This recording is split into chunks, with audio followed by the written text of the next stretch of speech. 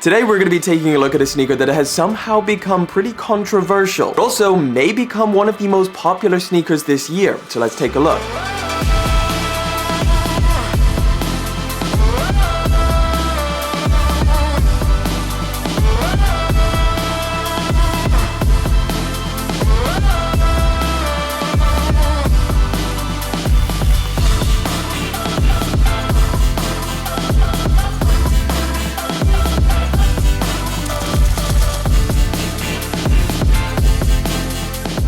Here we have the box. It comes in all over red with the black Nike branding. This is a box that is shared by both the Jordan 1 High 85 and Jordan 1 women's releases. Nothing really new here, so let's pop the top and let me show you guys today's crispy clean pair of sneakers. It's the Jordan 1 High 85 black and white.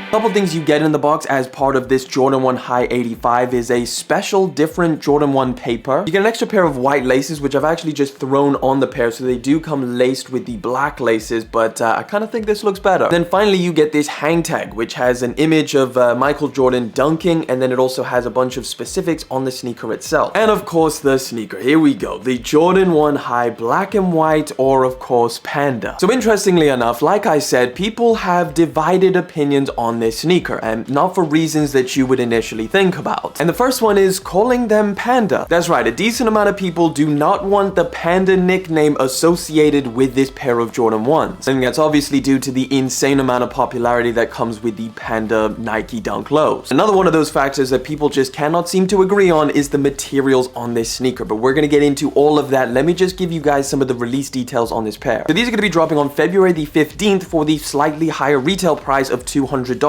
if you're around the US, or £180 if you're here in the UK. That higher retail price is because this is a Jordan 1 High 85, which does have quite a few differences to a regular pair of Jordans. But at the same time, regular Jordan 1s have been aggressively raising in price. So the price gap between a regular Jordan 1 and a Jordan 1 High 85 is definitely getting slimmer.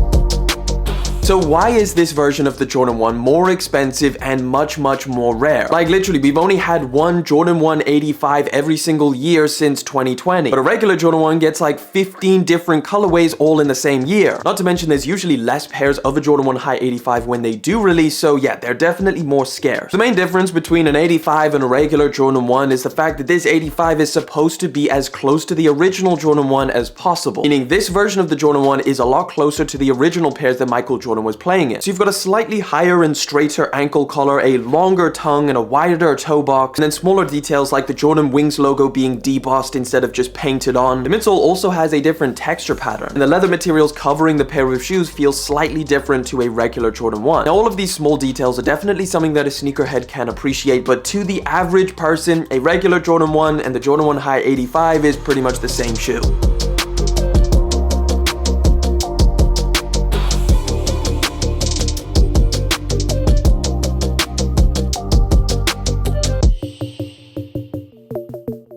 Now the materials and leather quality that they usually add to a Jordan 1 High 85 is also one that has been heavily debated. And that's because when you feel a Jordan 1 High 85, you'll definitely notice that it feels thicker than a regular pair of Jordan 1s. And this is generally what's led to the debate of some people saying that these have superior leather quality to a regular Jordan 1 and other people disagreeing with that. A good example for this would be the guy on YouTube called Rose Anvil, who literally cuts open sneakers and determines how good the leather is on different pairs of shoes. And when he cut open the Jordan 1 High 85, he basically determined that some regular Jordan 1s have better leather quality than this. And basically that these have the same leather quality as a regular Air Force 1 that they sell for $100. So yeah, keeping in mind that you are paying an extra $20 for this pair of shoes, I don't think that necessarily goes towards the materials on this pair of sneakers. But there's also no denying that these do have thicker leather when compared to a regular Jordan 1. Regardless of where you stand, generally speaking, from getting this pair in hand, it does feel pretty nice. It is definitely stiffer than you may be expecting when compared to regular Jordan 1s. And honestly, this black and white version does feel a lot softer than my Georgetown Jordan 1 High 85s. If I just had to go based off how I like my Jordan 1 leather to be, I prefer this black and white Jordan 1 High 85 to the Georgetown Jordan 1 High 85. And with Jordan Brand seemingly planning a lot of reimagined style retros, anybody who doesn't like the cracked leather or vintage style details that they add to those sneakers, this pair of ones has none of those details, so could be a great option for you. Now, another question that you may have about this pair of sneakers is of course sizing, because they've changed a few different things about this. Is it still the same sizing as a regular Jordan 1? And the simple answer is yes, they haven't really changed anything dramatically on this pair of sneakers, so whatever size you would go for in a regular Jordan 1, get the same thing with these. And for me personally, that is true to size.